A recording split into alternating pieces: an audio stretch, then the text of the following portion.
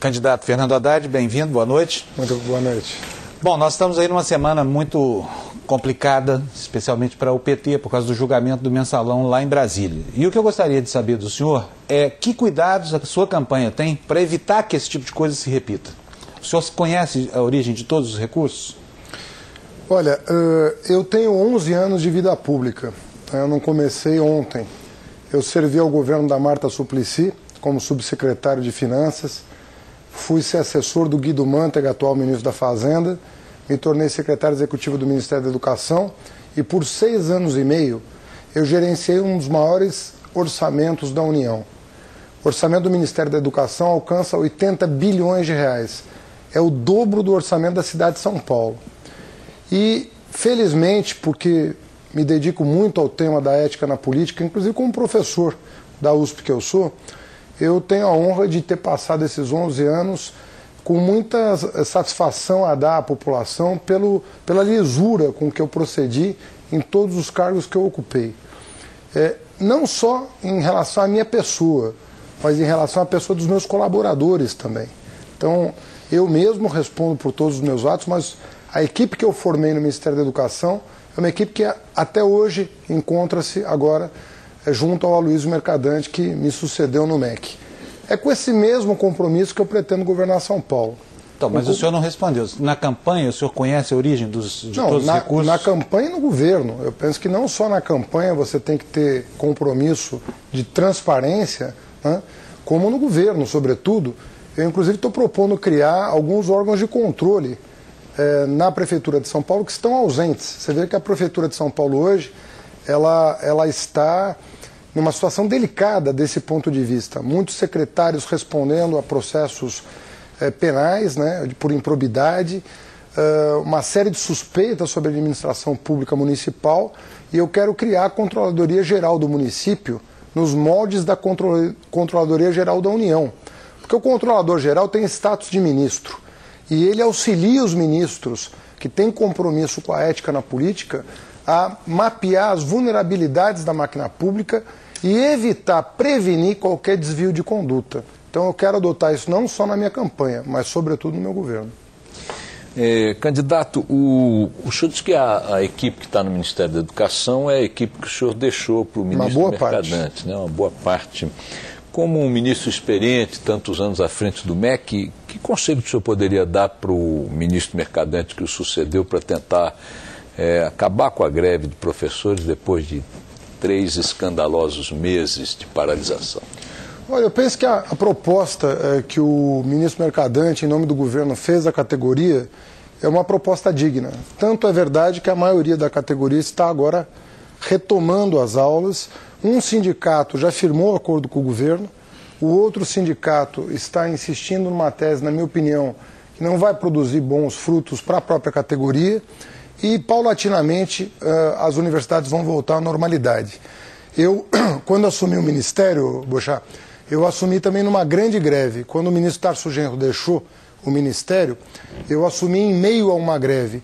E depois eu passei 6 anos em total normalidade com a categoria. Eu passei tranquilamente os 6 anos, os professores das universidades ficaram contemplados com os acordos que nós fizemos. Eu penso que isso vai acontecer com o ministro Mercadante.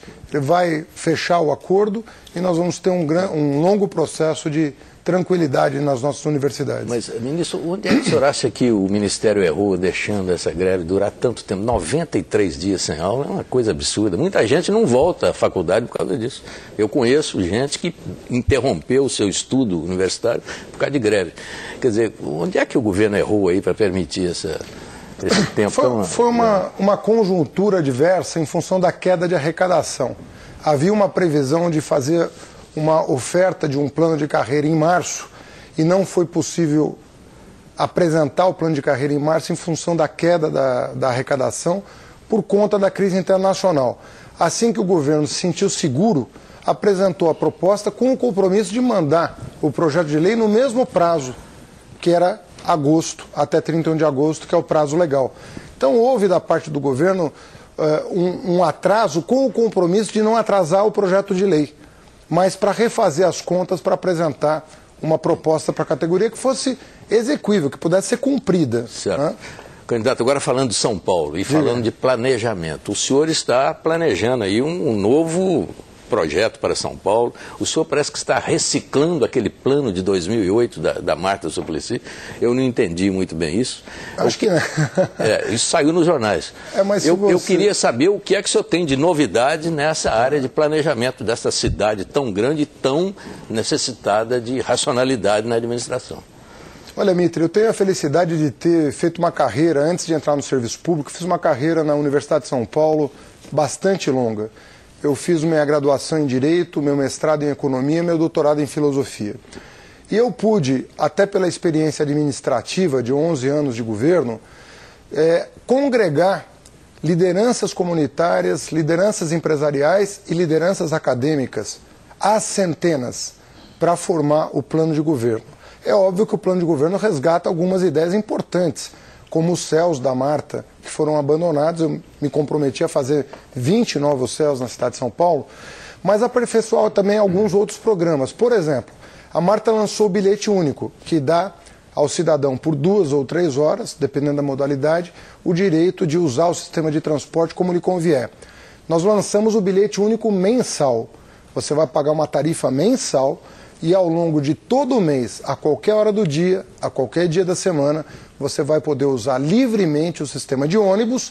E já fica o convite para o governo do estado se somar à prefeitura para integrar os trens e o metrô, para que o cidadão paulistano, com uma tarifa mensal, como ocorre na França, em Paris, em Londres, em Nova York, com uma tarifa mensal única, ele tem a liberdade de se deslocar pela cidade a qualquer momento. Não apenas para trabalhar, mas para estudar, para curtir a cidade, o lazer, a família, os amigos e todos os equipamentos culturais disponíveis na cidade de São Paulo, que são subutilizados, porque a população não tem como arcar com os custos adicionais de transporte. O senhor disse agora que vai deixar construídos 20 céus na sua gestão se ganhar as eleições. Agora eu quero fazer uma observação. Os candidatos falam muito sobre obras físicas, grandes obras de engenharia para aumentar o conforto, e elas aumentam mesmo, no caso dos céus. Mas, por exemplo, depois da gestão do senhor no Ministério da Educação, em que o senhor multiplicou muitas vezes o orçamento, ainda assim o Brasil teve agora esse resultado pífio do Enem. Por que essa verba não... Enem? Como é que se chama? Do IDEB, aliás. Não, por que esse esforço não se traduz em notas melhores dos alunos? Ao contrário. Eu fui o primeiro ministro da Educação do mundo, isso é reconhecido pelos organismos internacionais, a assimilar o conceito de meta de qualidade. Sempre em educação se trabalhou com meta de quantidade, quantos alunos matriculados. Eu não só incorporei as metas quantitativas e todas foram cumpridas, nós dobramos a população universitária no Brasil, nós dobramos o número de pessoas formadas em cursos técnicos no Brasil, como eu incorporei o conceito de metas de qualidade. E por 6 anos consecutivos, o Brasil cumpriu todas as metas de qualidade que foram lançadas em 2007. E mais, todos os organismos internacionais que acompanham a educação no mundo são unânimes em dizer que a educação brasileira avançou. Mas o que acontece com as notas dos alunos? Subiram todas. Mas elas são muito ainda, mas como é que nós herdamos do governo Fernando Henrique? Risíveis. Mas como é que nós herdamos do governo Fernando Henrique? O IDEB, você citou o IDEB, vamos falar de IDEB. Nós recebemos o IDEB com 3,5 de nota do governo anterior. No governo Lula subiu de 3,5 para 5. Você vai dizer, está longe dos 6, que é a média dos países da OCDE. Mas de 3,5 para 5, nós andamos mais do que teremos que andar de 5 para 6. Candidato, a conclusão é o seguinte, melhoramos, ainda falta muito. Mas falando de São Paulo... Veja só, a tua conclusão é perfeita. Todo o mundo reconhece que o Brasil evoluiu e reconhece que ainda falta muito a fazer. Está muito longe, principalmente em comparação com os estudantes de outros países da mesma condição. Não, da mesma condição não, porque nós superamos a Argentina, por exemplo, que estava muito à frente do Brasil. Então não é verdade. Nós estamos longe do mundo rico, mas nós estamos nos aproximando do mundo desenvolvido. O mundo em desenvolvimento, nós já superamos vários países. Sim, mas falando de São Paulo, o Boechat quer eu quero, na verdade, colocar 2 questões aqui que sempre impressionam qualquer pessoa de fora. O senhor nasceu em São Paulo? Não, desculpe. Não. Sou paulistano. Paulistano. De 25 de janeiro. Eu sou um forasteiro. O dia da cidade? E como forasteiro sempre me impressionou muito 2 coisas aqui. A primeira, o trânsito de São Paulo. É um trânsito único no mundo, né? Inclusive no tamanho dos seus engarrafamentos. E a segunda coisa, a quantidade de motocicletas.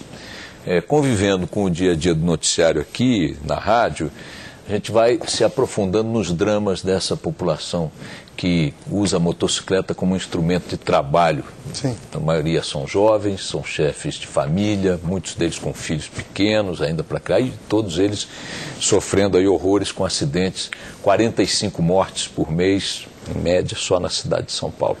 O senhor tem algum plano específico para as motocicletas de São Paulo? Pistas exclusivas? Algo que acabe com essa carnificina? E a outra pergunta, o senhor pretende aumentar o rodízio dos carros em São Paulo segundo o fim de sua placa para diminuir os engarrafamentos? Bom, a atual gestão ela abandonou o investimento em transporte público, razão pela qual 66 quilômetros de corredores de ônibus prometidos não foram entregues. Nós pretendemos retomar os investimentos nos corredores de ônibus, fazer parceria com o metrô, sim, com dinheiro novo, mas com ritmo novo de obras. Nós estamos desde 2010 sem um único tatuzão escavando o subsolo de São Paulo para novas linhas do metrô. A linha 6 sequer foi licitada e já foi adiada por 3 vezes a entrega da linha 6 da Brasilândia a São Joaquim.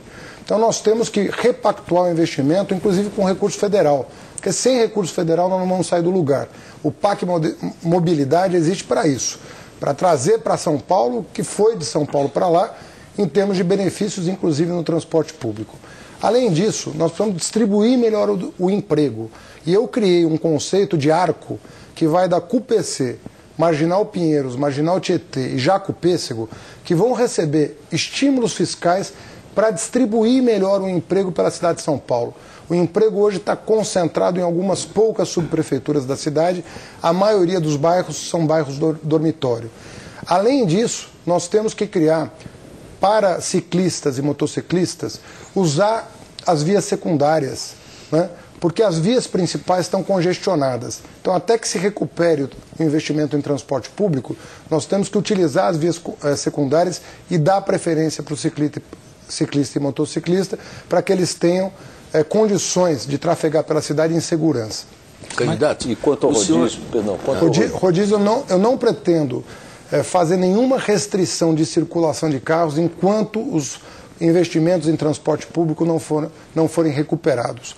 Não dá mais para continuar restringindo com o metrô, trem e ônibus do jeito que estão. O senhor sabe que o senhor está na contramão, mesmo com essas deficiências de transporte de massa, da tendência das grandes cidades, né? As grandes cidades, elas só restringem a utilização do automóvel quando elas oferecem uma alternativa. Nós estamos há 8 anos sem investir em transporte público pela cidade de São Paulo. Candidato, na semana passada, segunda-feira, esteve aqui o candidato Paulinho da Força, exatamente no dia em que o senhor lançou o seu plano de governo. E esta ideia de levar o emprego para a periferia, de tirar do centro e trabalhar para os lados mais distantes da cidade, essa ideia que o senhor defendeu, o Paulinho considerou aqui que é uma espécie de cópia das ideias dele. E eu prometi que o senhor responderia a ele nisso aí. Então, por favor, o que tem de novo nisso em relação às ideias que o Paulinho já vem desenvolvendo aí? Primeiro que isso está num contexto de um plano de governo de mais de 100 páginas, né? Então não é uma ideia solta no ar. Então é preciso analisar o contexto. Em segundo lugar, quando eu participei da gestão da prefeita Marta, o plano de desenvolvimento da Zona Leste é da gestão dela. A atual administração não tirou do papel, mas eu quero fazer disso um grande plano de distribuição do emprego pela cidade de São Paulo. Oferecer não só estímulo fiscal, mas também estímulo econômico, potencial construtivo para as construtoras e trazer os empresários que hoje estão fora de São Paulo para São Paulo, mas para locais específicos da cidade onde há muito morador, mas não há emprego. Bom, eu queria fazer mais uma última pergunta. O senhor falou sobre o problema das motocicletas, que quer retirá-los das vias centrais e botá-los nas vias secundárias. Isso já foi tentado na Avenida da Liberdade e não funcionou. Por que funcionaria em outros locais da cidade? Não, em vários locais da cidade funcionou. Agora, veja bem, em primeiro lugar tem todo um processo de educação no trânsito que precisa ser feito. Tem um problema cultural. Em segundo lugar, tem muita gente que está usando motocicleta porque o transporte público não está funcionando direito e porque o trânsito está infernal. Então, de novo, é um conjunto de realizações que você precisa ver num contexto. Nós apresentamos um plano estratégico para a cidade, né, de 10, 20 anos, e com 4 anos de metas muito concretas estabelecidas num documento que está disponível. Aliás, eu sou o único candidato que apresentou um documento para a cidade de São Paulo, um alentado documento, para que a população possa julgar o planejamento que nós estamos oferecendo nessas eleições. O nosso tempo acabou, o senhor tem 1 minuto para a sua despedida. Olha, mais uma vez, é a terceira vez que eu participo do Band Eleições. E virá outras vezes? Virei quantas vezes for convidado. É uma satisfação muito grande sempre conversar com o telespectador. E fica o nosso convite, além do programa eleitoral gratuito, que começa amanhã, é importante as pessoas tomarem conhecimento das propostas dos candidatos. Eu tenho um portal da minha campanha, onde está todos os compromissos firmados pela nossa candidatura e que nós honraremos tanto quanto honramos à frente do Ministério da Educação. Muito obrigado pela sua presença aqui. O Band Eleições vai para um breve intervalo. A gente agradece a presença do candidato do PT à Prefeitura de São Paulo, Fernando Haddad, e voltamos já já. Até já, então.